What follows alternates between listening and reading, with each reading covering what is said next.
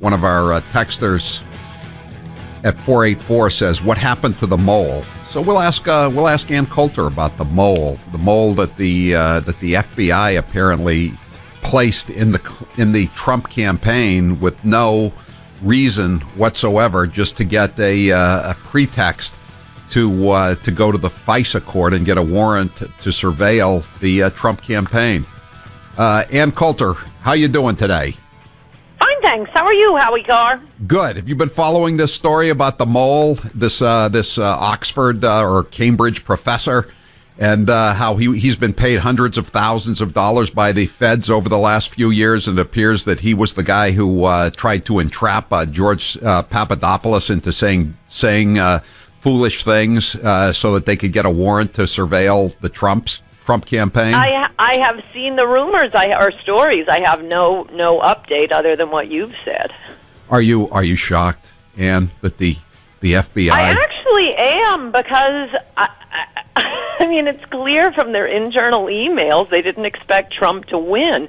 It really seems like they're going to an awful lot of trouble for a candidate they thought had no chance of winning. Yeah, I know. Your father was an FBI agent, right? Right after law school, he was, yes. What would he make of this? The fact that, I mean, that they're not... He's rolling in his grave. Oh, my gosh. The FBI, when he worked for it, it was, I don't know, about 10 years out of law school. He was working actually with the Red Hunters, looking for communists. He became a corporate attorney after that.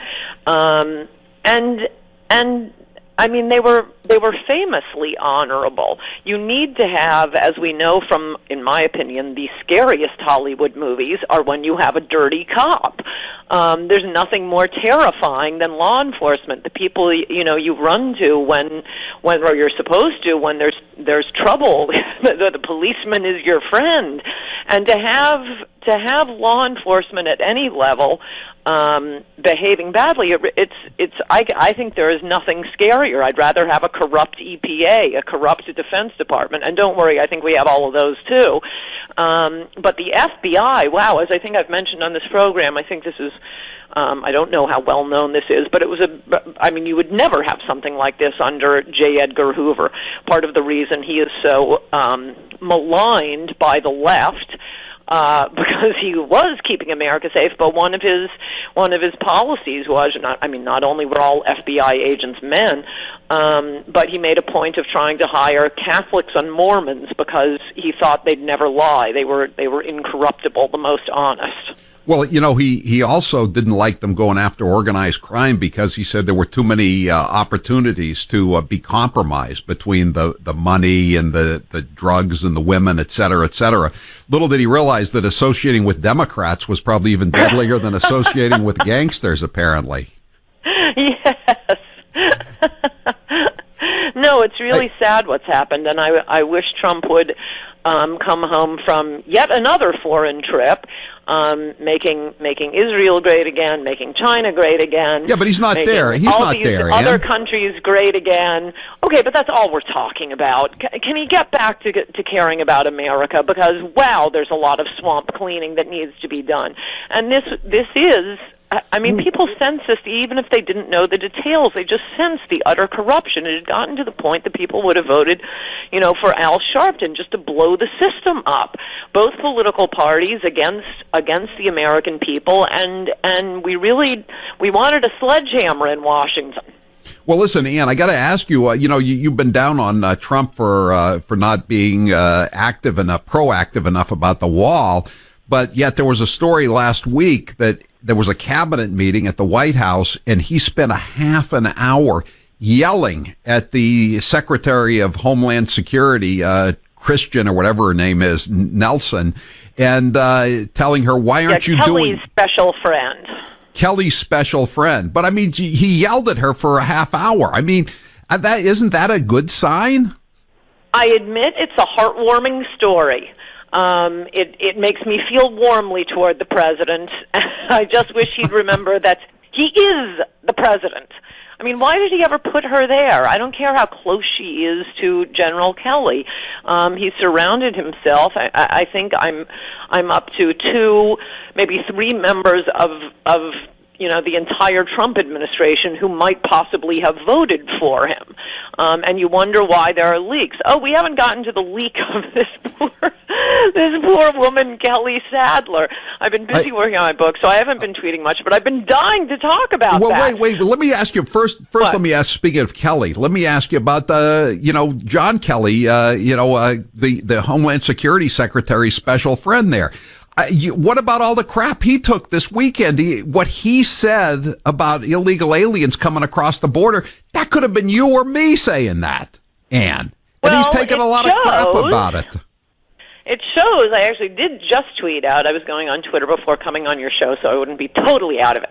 I just retweeted this wonderful lawyer, Ed Whelan, tweeted out that Trump is accused of being you're not listening to the other side, so divisive. Well, has anybody pointed out he's nominated 23 failed Obama judges to district courts? He's gotten 23 of Obama judges on the courts. Did Obama put any of Bush's failed nominees on the court? Okay, Howie, when are Republicans going to give up on this 50-year effort to impress the Democrats with their fairness? Because we never get it back. How many times does this test have to be run? And I think the same thing. That may seem like I'm not answering your question, but it leads directly to your question. I was watching what Kelly was saying. No, it probably isn't something I wouldn't have said. I wouldn't have said, oh, they're good people, they're not criminals.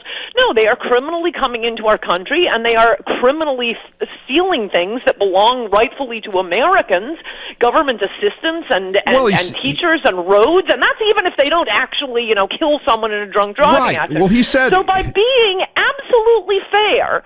In fact, I meant to tweet this.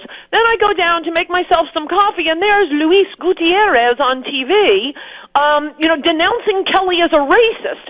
So what's the point of extending the olive branch and saying they're good people, I do the same thing, they're not criminals? You're going to be called a racist either way, so just speak honestly. Well, how about the fact that at least one paper ran a story saying, well, what about John Kelly's ancestors? They came over from Italy and Ireland, and the same thing could be said of them.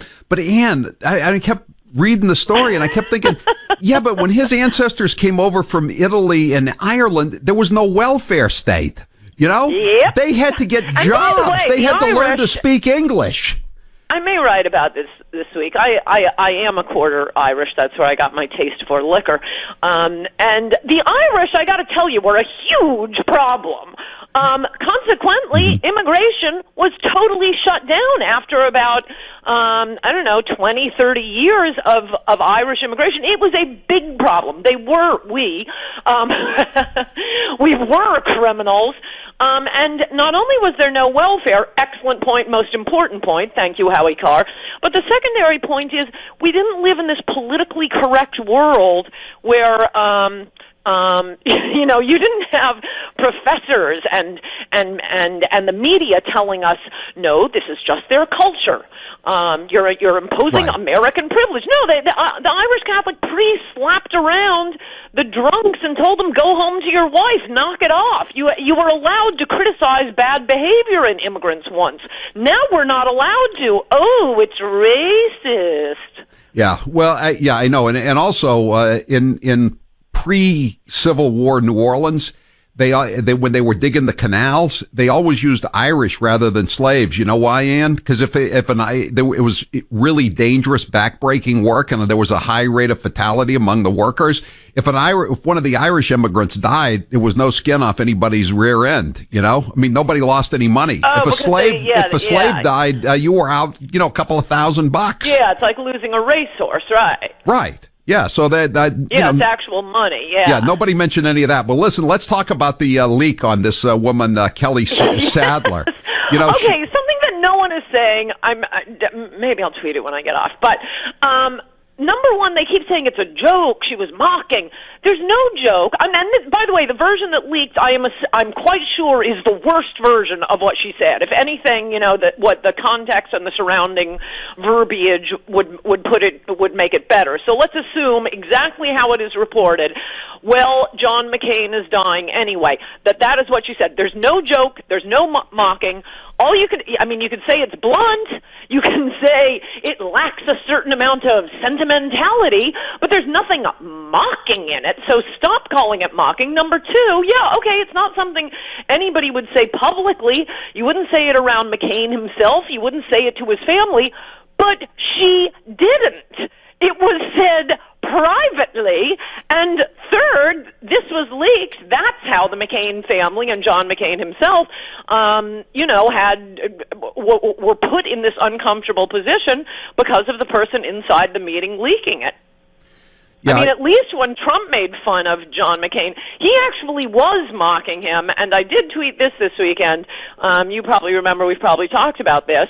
I'm sure I put it in Trump We Trust. The famous line that Trump had about McCain, I like my war heroes, I like the ones who weren't captured.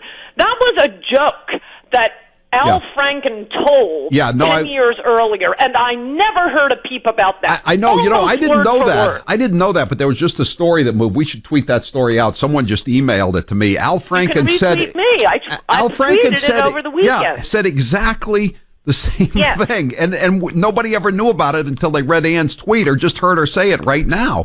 It's amazing, the double standard. It's like the tar baby thing. Remember that one? No, it's lucky. The tar, I just want to say it's lucky I do not have a job so I can sit around reading. Yeah, Mitt Romney said tar baby, and it was the end of the world. They were going to nominate him for a Ku Klux Klansman of the Year, and John Kerry said tar baby, and again, nobody noticed it. Nothing to see here, folks. Move along. It's the old double standard. Oh, it's gone beyond a double standard. It's like we're living on different planets. What about the fact, though, that all these people like Willie Brown and David Brooks are saying, maybe Trump's onto something here? What do you think? What is afoot here? Onto something in what sense? Well, Israel? Willie Brown said the Democrats better lay off Trump, and I think some of them are going to have to go into a 12-step program. Oh, that's absolutely true, and I hope they don't listen to Willie Brown. I mean, something that we haven't talked about, but I think this may be the headline news of the week. I think in December, the generic ballot had Republicans down for the midterm elections by 16 points. Republicans today are down by 1 point. Right, which means they're going to win. It's been moving steadily. This isn't like one fluke poll.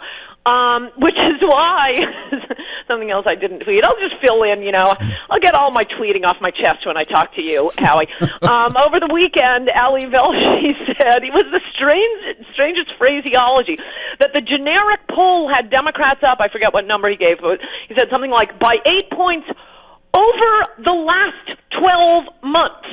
Yep. When have you ever heard of a poll giving you the average for the last 12 months? They're trying to hide the fact that the polls have been moving steadily in Republicans' favor, and I think it is because Democrats are going nuts, and I hope they don't listen to Willie Brown. And one last thing before we let you go, I just thought of another. We've been talking about cliches on the left-wing cable news channels. What is a poll that looks good for Republicans? An outlier. Oh, yeah, that's a good one. Yeah, there's a million of those. Okay, Ann, what's the title of your book that you want people to buy right now? The last one is In Trump We Trust. The one coming out, as soon as I finish it, it's exhausting, is Resistance is Futile. Resistance is futile. By the way, someone just texted me that Chris Rock also told that same prisoner joke that Trump and Al Franken told. Interesting. And he's America's leading comedian. That's right. Until he goes to Kanye West, until he goes to the Kanye West route, in which case he's a pariah. All right. Yes. And Coulter, thank you. I'm Howie Carr. Good to talk to you. Bye-bye. We will make America great again.